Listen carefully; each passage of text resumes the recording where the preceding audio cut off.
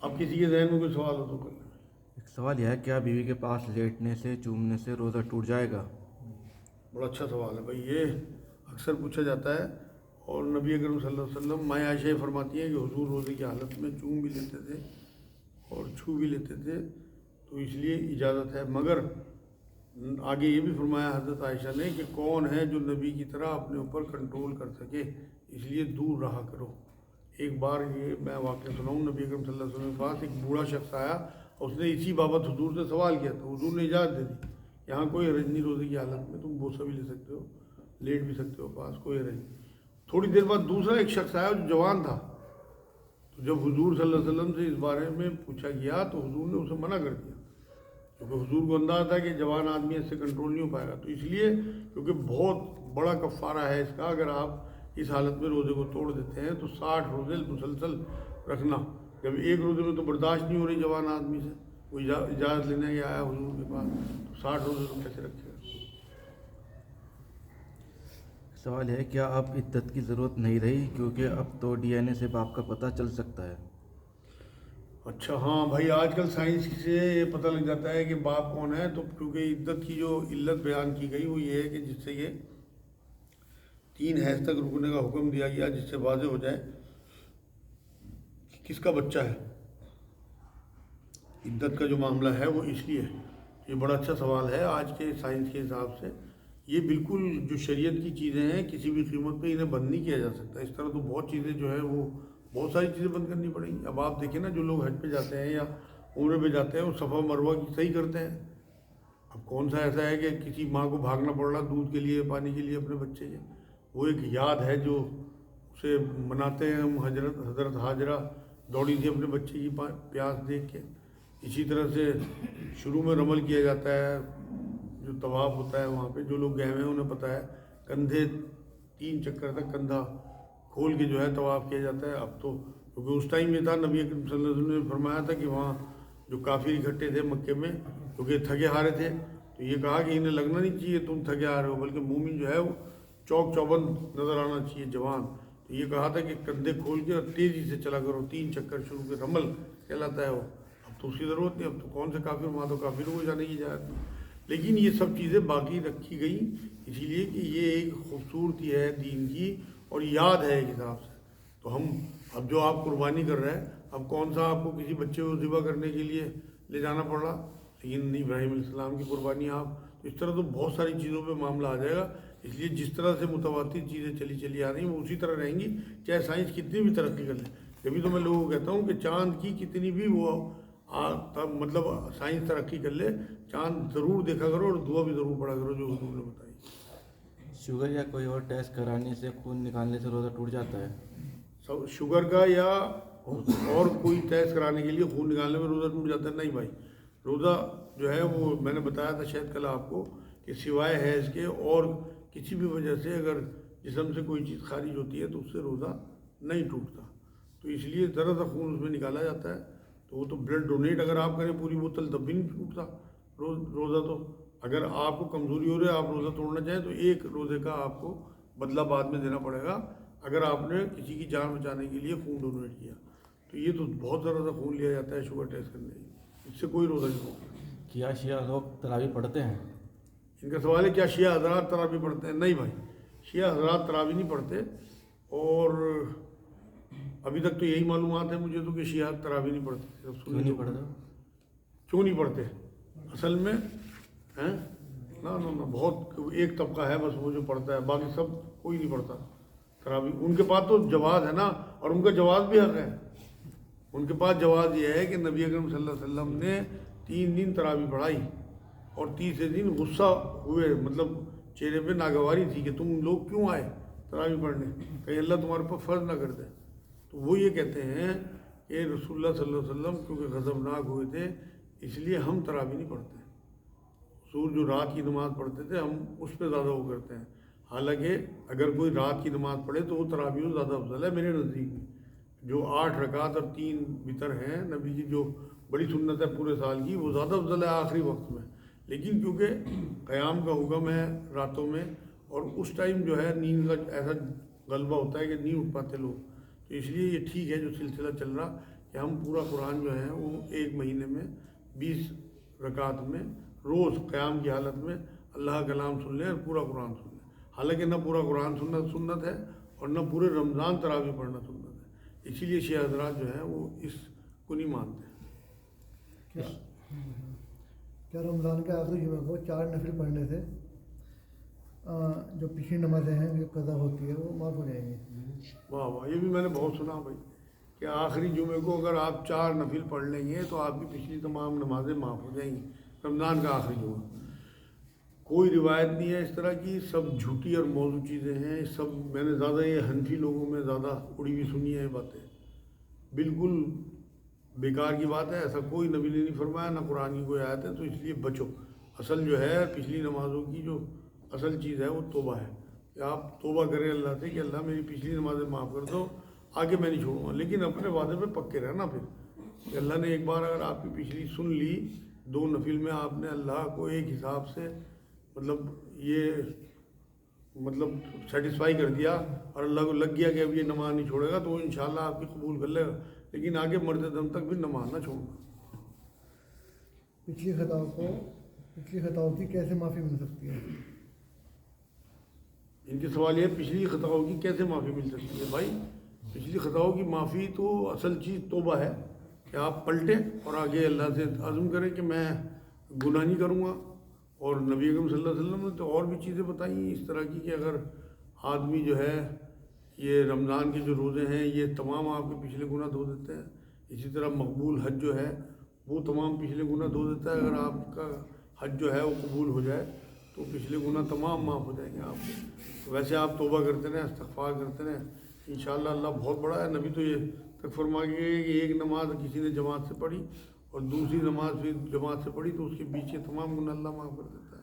تو بالکل اللہ بہت رحمان الرحیم ہے. وہ تو خود کہتا ہے قرآن میں کہ میں تمہارے قریب تر ہوں، مجھ سے مانگو میں تمہیں دوں گا، میں تمہاری سنتا ہوں، مجھے پکارو لیکن تم بھی میری سنو.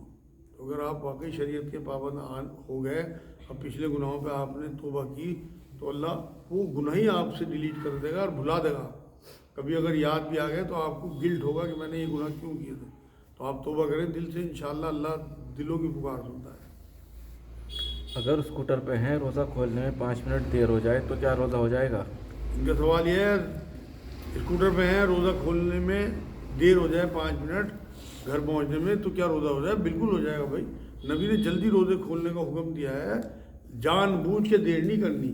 آپ کہیں ٹریفک میں پھنسے ہوئے ہیں، آپ نہیں پہنچ پا رہے اور آپ 5 منٹ 2 منٹ لیٹ پہنچے، آپ کا روزہ ہو گیا بالکل. وہ جو آپ نے حدیث سنی نا کہ میری امت فلاں پاتی رہے گی تب تک جب تک روزے میں جلدی کرتی رہے گی، وہ آپ کی انٹینشن پہ ہے کہ آپ جان بوجھ کے دیر نہ کریں روزہ کھولنے میں. کبھی مجبوری ہو تو بالکل اللہ آپ کے ساتھ ہے، بالکل روزہ ہو جائے گا. اسلام میں سحری آخری وقت اور افطار میں جلدی کرنے کا حکم کیوں ہے؟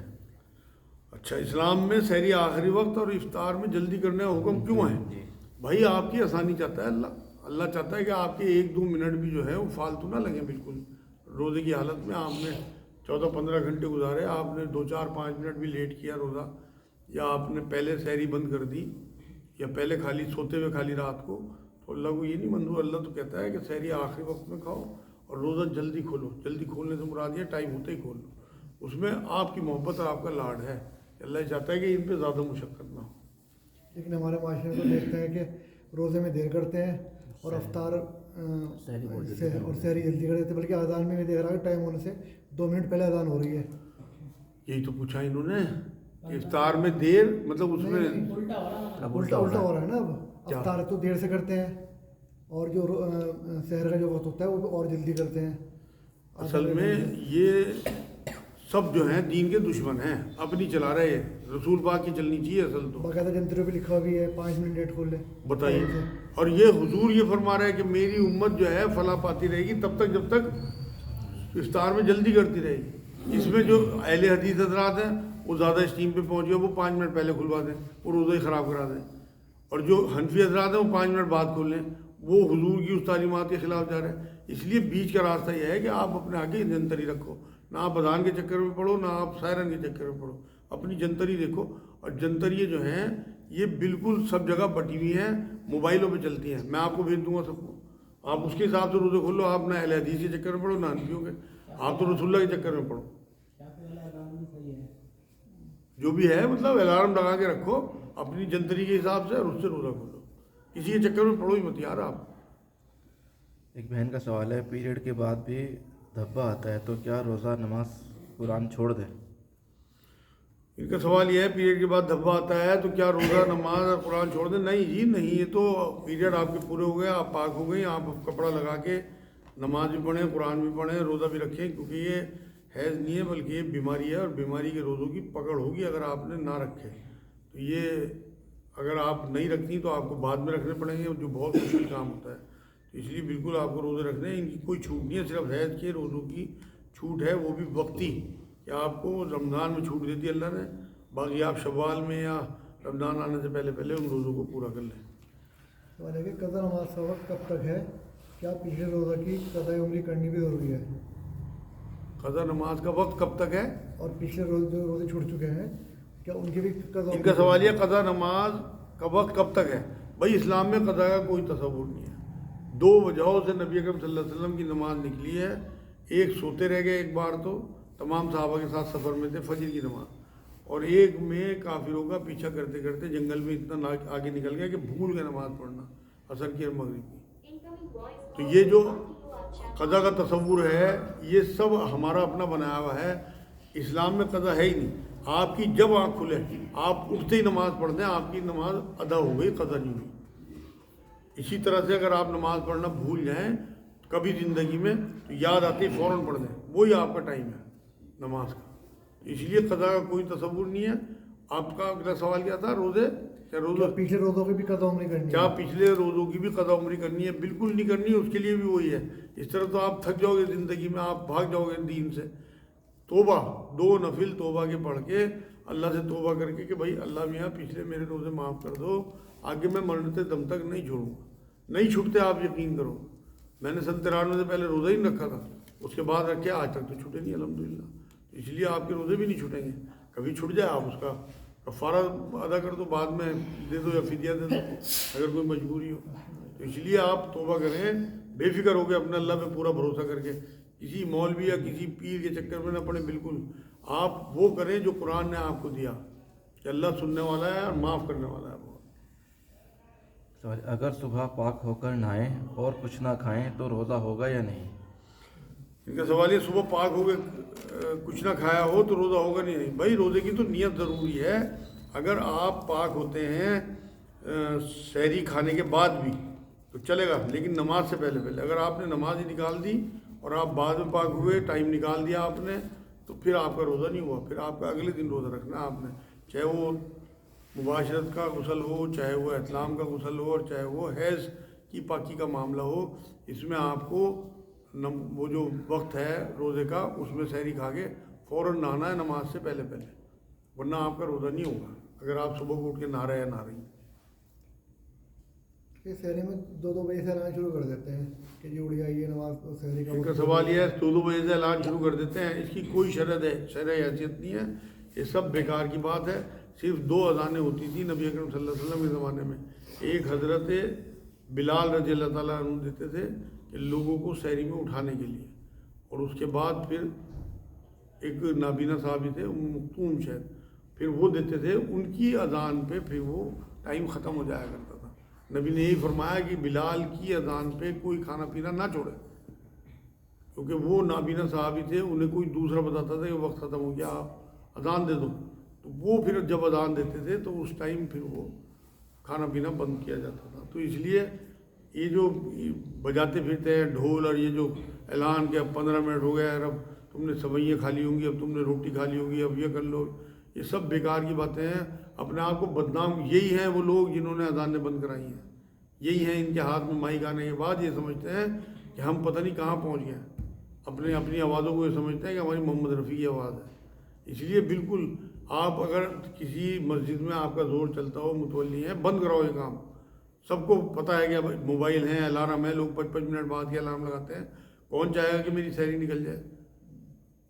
یہ سب بیکار کی باتیں ہیں. مطلب اپنے جو پڑوسی بھائی ہیں ہمارے ہندو بھائی, انہیں پریشان کرنے والی بات ہے میرے نزدیک.